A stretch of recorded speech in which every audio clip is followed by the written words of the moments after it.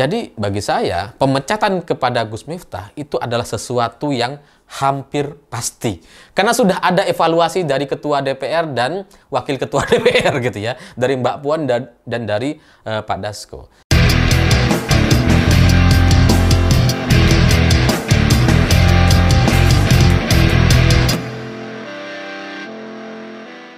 Selamat malam semuanya. Sampai hari ini nampaknya Gus Miftah masih tetap meyakini bahwa ucapan goblok itu adalah bercanda, hanya guyon belaka yang kemudian direspon secara berlebihan oleh masyarakat atau netizen. Padahal niatnya ini bercanda ini.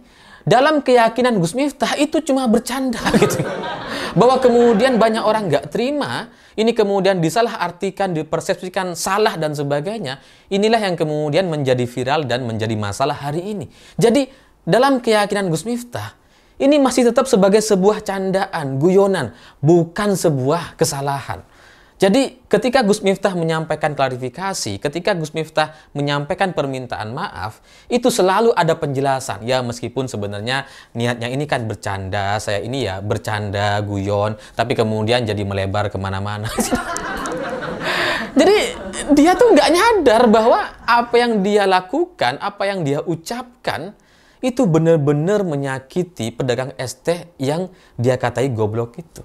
Dan sebenarnya kalau Gus Miftah ini mau membuka mata, mau mendengar, dan kemudian cari tahu beritanya di media mainstream hari ini, di banyak media, itu kan sebenarnya sudah ada beritanya gitu, bahwa pedagang es teh ini sangat tersinggung dengan ucapan Gus Miftah. Itu sudah ada beritanya, sudah ada wartawan yang sebelumnya mewawancarai pedagang es teh ini. Entah itu videonya, atau berita, tulisannya, artikelnya, itu ada semua tuh. Jadi kalau Gus Miftah membaca berita-berita yang sudah ada di media dan pedagang es teh itu tersinggung, kan seharusnya dia tidak perlu lagi mengucapkan soal niat bercandanya, karena itu menjadi nggak relevan dan nggak penting lagi. Mau niatmu apa, terserah, gak ada urusan gitu. Karena pada prinsipnya si pedagang es teh ini tersinggung gitu. Dan nggak melihat bahwa itu adalah sebagai sebuah bercandaan atau guyonan. Jadi ketika Gus Miftah menyampaikan klarifikasi, bertemu dengan Pak Sona Haji atau pedagang es teh yang dia hina, terus kemudian masih meyakini atau masih membawa, ya sebenarnya niatnya ini cuma bercanda. Ini kan menunjukkan bahwa dia nggak menyadari bahwa apa yang dia lakukan adalah sebuah kesalahan yang tidak bisa dimaafkan. Karena sebenarnya gampang kok gitu ya. Kata goblok itu emang nggak bisa diterima oleh mayoritas orang. Udahlah. Kita mau tanya siapapun gitu ya. Mau dicoba dites ke siapapun silahkan. Coba Gus Miftah tes ke Dasko coba. Bilang kayak gitu. Ya mana tahu Gus Miftah pengen bercanda dengan Dasko. Coba gitu. Atau dengan Mayor Teddy. Coba katain tuh Mayor Teddy gitu ya. Bercandain lah seperti keyakinan Gus Miftah. Bercandanya kan bercanda yang nggak gitu. Ya mungkin bercandanya para ahli surga kan begini gitu ya. Coba bercandain tuh. Pasti mereka juga nggak terima gitu. Sebenarnya ini adalah satu kesalahan yang diakui oleh semua orang. Tapi dalam keyakinan Gus Miftah ini masih sebatas bercanda atau guyonan. Sehingga dari sini saya menyimpulkan bahwa Gus Miftah ini ibarat golongan manusia. Ini kelompok yang paling rendah ini gitu ya. Yang manusia tidak tahu dan tidak tahu kalau dirinya ini nggak tahu. Yakni layadri walayadri annahu layadri, ini Gus Miftah nih. Dia nggak tahu kalau yang dia sampaikan itu adalah kesalahan, dan dia nggak tahu kalau itu adalah kesalahan. Jadi makanya tetap meyakini gitu bahwa itu cuma bercandaan atau guyonan, sampai kemudian karena saking bebal atau saking nggak merasa itu adalah kesalahan. Ini sampai-sampai dua orang tokoh di DPR RI ini menyampaikan pernyataan kepada Gus Miftah.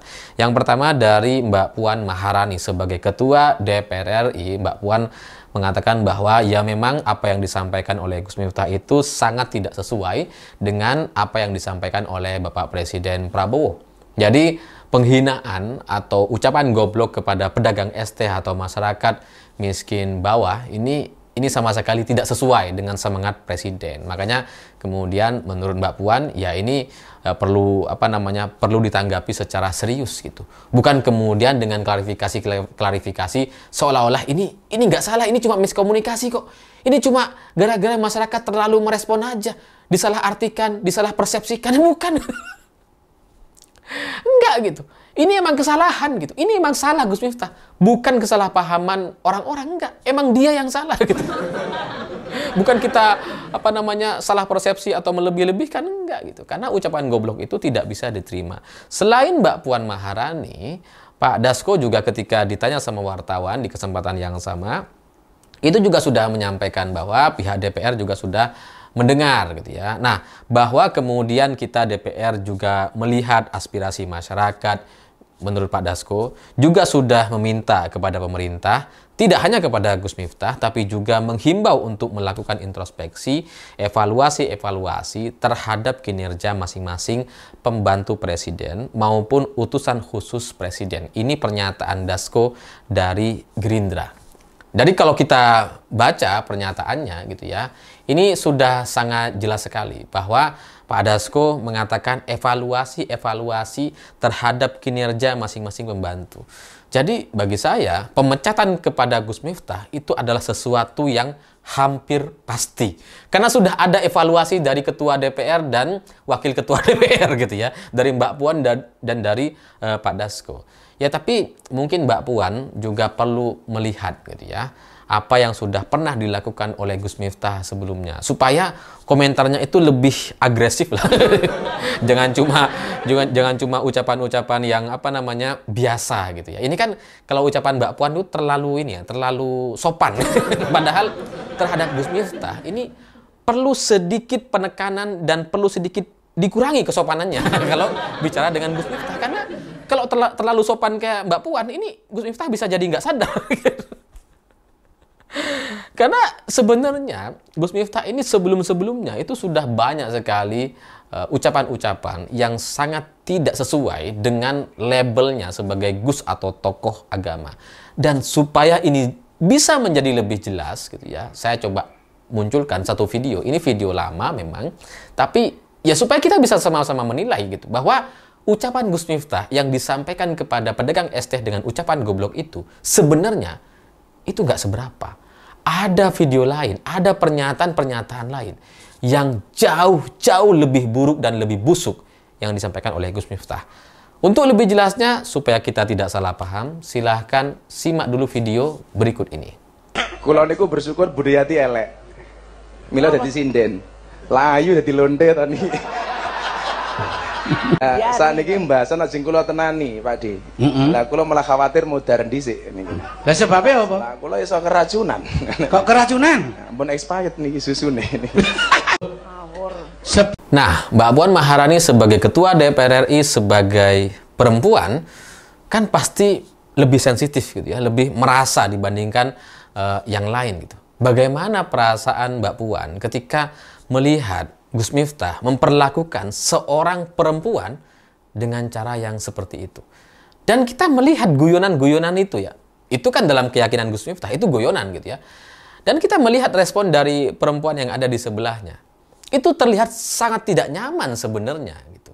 Tapi ya karena alasan sudah dibayar, profesi dan sebagainya masih terus diladeni dan masih terus dilanjutkan. Tapi kita bisa lihat ekspresinya tuh. Sebenarnya pengen ngelawan, pengen ya udah nggak usah aja gitu ya. Tapi kan ya itu adalah satu pertunjukan dan dia sudah terlanjur berada di sana gitu.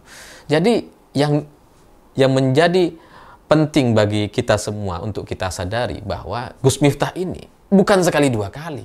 Sebelumnya sudah terlalu banyak kontroversi yang sudah dia lakukan. Dan bahkan yang tadi saya tampilkan itu adalah video yang menurut saya tidak pantas untuk dijadikan sebuah bahan guyonan oleh seorang tokoh agama atau Gus. Karena sampai ngebahas soal lonte, soal susu expired dan sebagainya. Itu kan jadi kayak selevel fufu fafa.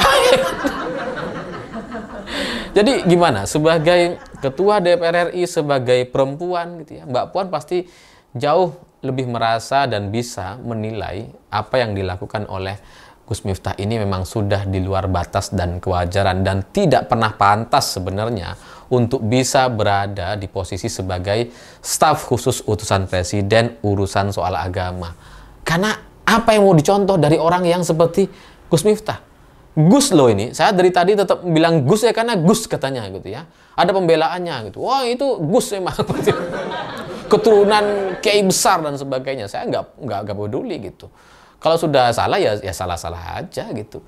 Jangankan keturunan kiai yang katanya ngaku-ngaku sebagai keturunan nabi, ada juga sebelumnya gitu kan. Tapi setelah dibedah, ternyata bukan, istilahnya ternyata nasabnya terputus gitu kan. Ini jangan-jangan juga sama nih Gus Miftah kan.